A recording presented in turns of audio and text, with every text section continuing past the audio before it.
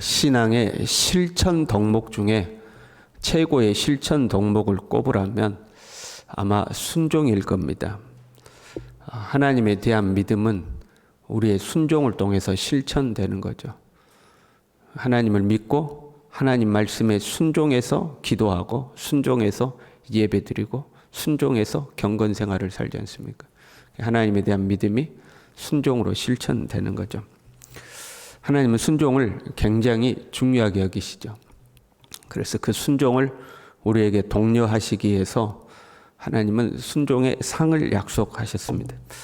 신명기 28장 대표적으로 보면요, 네 하나님 여호와의 말씀을 삼가 듣고 오늘 내게 명령하는 그의 모든 명령을 지켜 행하면, 다른 말로 하면 순종하면, 그런 말이죠. 하나님 말씀에 순종하면 네 하나님 여호와께서 너를 세계 모든 민족 위에 뛰어나게 하실 것이라. 너를 최고로 만들어 주겠다. 성읍에서도 복을 받고 들에서도 복을 받게 하겠다. 들어와도 복을 받고 나가도 복을 받을 것이다. 너를 위하여 하늘에 아름다운 보고를 여시사, 하늘의 보물 창고를 여신단 말이죠. 내 땅에 때를 따라 비를 내리실 것이다. 네가 많은 민족에게 꾸어줄지라도 너는 꾸러 다니지 아니할 것이다. 너를 머리가 되고 꼬리가 되지 않게 하시고 위에만 있고 아래에 있지 않게 하실 것이다. 순종에 하나님이 상을 약속하시죠. 그러나 우리가 기억해야 돼요. 상 자체가 목적이 아니죠. 순종하는 신앙인으로 만드는 게 목적이죠. 우리가 자녀가 시험을 앞두고 있으면, 야, 너 이번 시험 잘 보면 노트북 사줄게. 노트북이 목적이 아니죠. 자녀로 하여금 열심히 공부해서 실력을 향상시키는 게 목적이죠. 그걸 위해서 상을 약속하는 거잖아요. 하나님도 우리가 하나님의 사람으로 성장하도록 하기 위해서 상을 약속하고 계시는 겁니다. 반대로 불순종에는 저주와 형벌을 경고하셨습니다. 그것도 마찬가지예요. 벌 자체가 목적이 아니라 벌을 약속함으로 우리를 경계해서 순종하는 사람을 만드는 게 목적이시죠. 그러니까 우리가 불순종했어요? 그러면 완전히 망한 겁니까? 너는 불순종했어. 이제 네 앞에 남아있는 건 벌밖에 없어. 너는 불순종했으니까 이제 너는 혼나야 돼. 너는 이제 심판만 기다리고 있어. 그게 아니죠. 하나님이 벌을 경고하신 것은 너 진짜 벌 받아. 내가 너를 벌 줄 때 얼마나 기분 좋고 재밌는 줄 알아? 그게 목적이 아니죠. 벌을 목적으로 우리를 하나님의 사람으로 만드는 게 목적인 거죠. 그래서 서로 우리가 한번 하나님 앞에 불순종했을지라도 하나님의 인도와 하나님의 가르침은 변함없이 우리에게 찾아오는 겁니다. 너는 불순종했으니까 다시는 하나님이 너 안 도와줘, 이게 아니다 이 말이에요. 불순종했을지라도 하나님의 목적은 우리를 하나님의 사람 만드는 데 있기 때문에 그 다음 단계에서 우리를 또 인도하시고 또 이끌어 가시는 거죠. 지금 로마로 바울이 향하고 있잖아요. 아니, 주의 복음을 위해서 로마로 가는데 순탄한 길 만나게 하시지, 풍랑을 만나가지고 재산상 손해도 있고 죽을 고비하고 아주 고생하잖아요. 왜 그래요? 백부장과 선장이 바울의 말을 듣지 않고 자신들의 경험을 더 신뢰한 거죠. 이번 항해에는 우리가 큰 피해를 입을 것이다. 자칫 잘못하면 목숨까지도 이태로울 것이다. 그래도 그 말 안 들었어요. 자신들의 경험을 더 의지한 거죠. 다른 말로 하면 하나님의 인도에 불순종한 것이, 하나님의 인도에 불순종해서 지금 고난받고 있는 겁니다. 그리고 그 고난 끝에 멜리데라는 섬에 도착했어요. 이 멜리데에서 있었던 특별한 사건을 지금 기록하고 있습니다. 이제 섬을 목전에 두고 배에서 다 뛰어내려서 헤엄쳐 갈 사람 헤엄쳐 가고 통나무 붙들고 갈 사람 붙들고 가서 이제 섬에 도착한 거예요. 몸이 이제 홀딱 젖었을 거 아니에요. 거기다가 비가 오고 날까지 추웠어요. 그러니까 섬의 온주민들이 이들을 위해서 불을 피운 거죠. 이제 불을 피워놓고 그 불 곁에가 사람들이 다 둘러 앉아 있을 거 아니에요.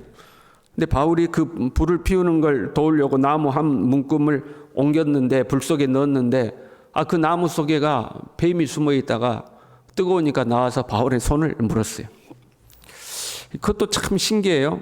여러분, 뱀이 어떤 그 동물이 됐든 뭐가 됐든 확 물고 놓지 않을 때는 잡아먹으려고 그럴 때죠. 잡아먹기 위해서 확 물어서 상대가 죽기를 기다렸다가 죽으면 그것을 확 삼키는 거거든요. 그런데 위협하기 위해서 또는 공격하기 위해서 할 때는 탁 물고 빼는 거거든요. 근데 이 뱀이 바울의 손을 물고 매달려 있었다, 이렇게 기록을 하고 있어요. 바울을 꽉 물고 안 놓고 있는 거예요. 내가 너를 확실히 묻었다는 것을 보여주기라도 하듯이 그냥 손에 물고 그대로 매달려 있는 거죠. 그걸 보고 사람들이 이 사람이 얼마나 큰 죄인이길래 저 바다에서는 살아나왔는데 여기에서 뱀에 물려 죽게 됐느냐, 공의가 그를 살지 못하게 함이로다. 여러분, 그 옛날 아무리 미개했던 지역에 살던 사람이라도요, 그런 생각이 있는 거죠. 착하게 살면 복을 받고 나쁘게 살면 벌을 받는다. 그게 지금 공의로 심판을 받았다, 이 말이에요.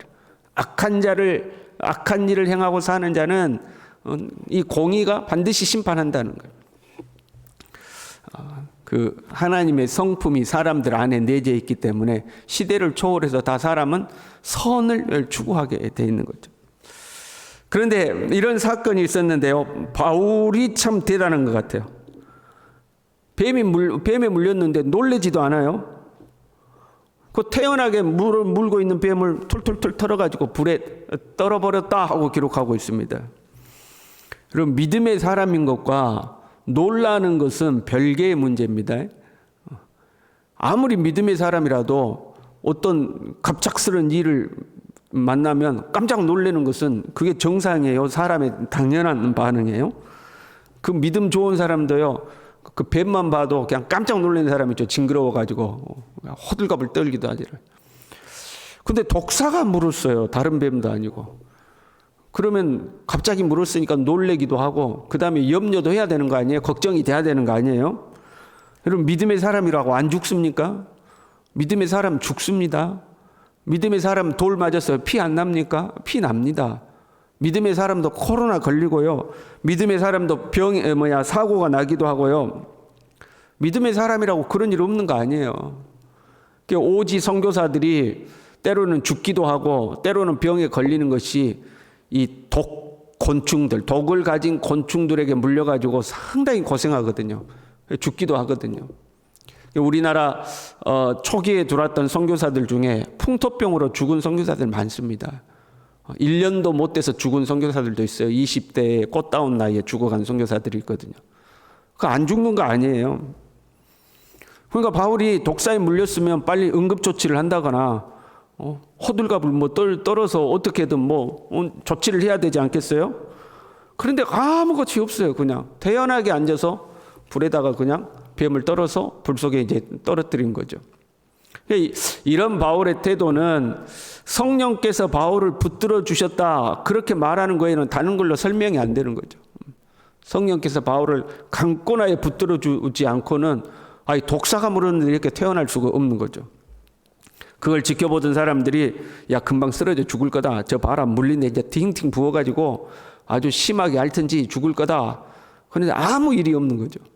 그래서 사람들이 바울을 신이라 불렀다 하고 기록하고 있어요. 그 다음부터 이제 역사가 시작되는 거죠. 바울이 하나님 앞에서 신적 권위가 있음을 지금 이 사건을 통해서 보여준 다음에, 그 다음에 이 섬에 또 다른 역사를 이루어가요. 그 섬에서 가장 높은 사람, 추장이나 되겠죠. 보블리오라는 사람이 있었는데 그의 부친이 열병과 이질에 걸렸어요. 바울이 기도하고 안수했더니 그 병이 고쳐졌어요.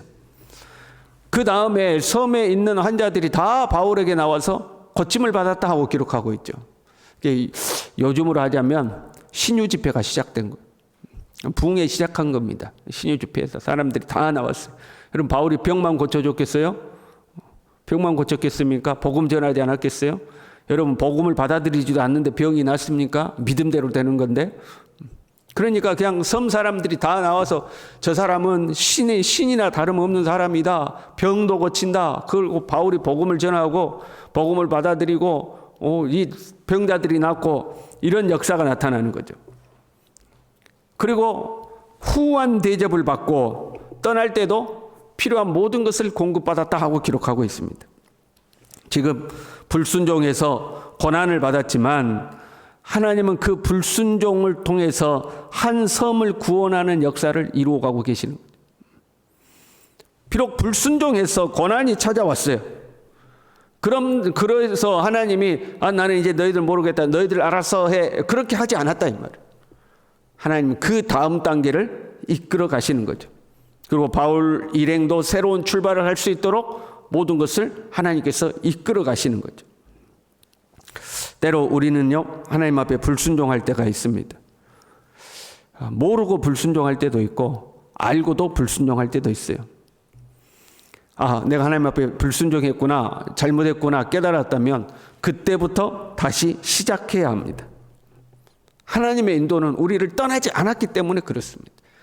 내가 불순종했을지라도 하나님의 인도는 여전히 우리를 기다리고 있습니다. 불순종해서 벌 받는 게 목적이 아니기 때문에 그래요. 하나님은 벌이 목적이 아니라 우리를 돌이켜 하나님의 사람을 만드는 게 목적입니다. 그래서 하나님 여전히 우리를 인도해 가시는 거죠. 그리고 하나님의 인도가 우리의 삶에 선명하게 분명하게 찾아오는 이유가 있죠. 단순하게 너 뱀에 물려 죽지 말고 그래도 살아야 되지 않겠냐, 네 그렇게 고생하고 살지 말고 어떻게든 잘 먹고 잘 살아야 되지 않겠냐, 그걸 위해서 하나님이 우리를 인도하는 것이 아니죠. 지금 바울이 뱀에 물려도 죽지 않고 그 섬의 신유의 능력이 나타난 것은 하나님의 나라를 위해서죠.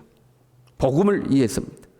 바울이 그 자리에서 즉사하지 아니하고 독사에 물려도 죽지 아니하는 것은 바울을 로마로 보내서 로마 황제 앞에서 복음을 증거하게 하는 하나님의 섭리 때문이죠. 하나님의 나라를 위해서 살려주시는 것. 우리는 하나님의 나라를 위해 살아야 할 줄로 믿습니다. 그러니까 우리가요, 우리의 삶에 어떤 문제가 찾아왔어요. 내가 하나님 앞에 불순종해서 찾아왔던, 이래서 찾아왔던, 저래서 찾아왔던. 그러면 하다못해 우리가 이런 거라도 있어야 돼요. 하나님 이번만 나 살려주면 내가 주를 위해 살겠습니다. 이런 게 있어야 돼요. 하나님 이 문제만 해결해 주시면 내가 주님 앞에 이거 충성하고 살겠습니다. 뭐 이런 거라도 있어야 돼요. 그 옛날에는 그런 기도도 많이 한 것 같은데 지금은 뒤에가 없어져 버렸어요. 이번만 살려주십시오. 이것만 남았어요. 이 문제만 해결해 주십시오. 하나님 한 번만 해 주십시오. 이것만 남았지 뒤에 그러면 내가 주를 위해 살겠나이다. 주의 복음 위해 살겠나이다. 우리가 갈수록 이게 없어지는 것 같아요. 네, 하나님의 인도는 주님의 나라를 위해 찾아오는 것. 하나님의 역사도 신비한 능력도 하나님의 나라를 위해 찾아오는 거죠. 저와 여러분이 오늘도 주님의 인도를 의지하며 살 수 있기를 바랍니다. 우리가 부족할지라도 때로는 알면서도 불순종할지라도 그럼에도 불구하고 우리를 포기하지 않는 하나님, 끝까지 그 다음을 인도하시고 또 그 다음을 인도해서 우리를 이끌어 가신 하나님, 그 하나님을 의지하고 오늘도 주를 위해 살아갈 수 있기를 바랍니다. 기도하겠습니다. 하나님 아버지, 우리는 비록 부족하고 때로는 어리석어서 잘못된 선택을 하고 때로는 알면서도 불순종하고 주님 앞에 못난 모습으로 살아갈 때가 있지만 하나님은 우리를 포기하지 아니하시고 변함없이 우리를 이끌어 가시는 줄로 믿습니다. 한번 발을 잘못 디뎠다 할지라도 좌절하고 자포자기하지 않도록 나를 향한 변함없는 하나님의 사람, 변함없는 하나님의 인도가 있음을 믿고 실패한 그 자리에서 다시 일어서서 하나님 의지하고 믿음으로 살아갈 수 있도록 우리 모두를 붙들어 주시옵소서. 예수님의 이름으로 기도 올리옵나이다. 아멘.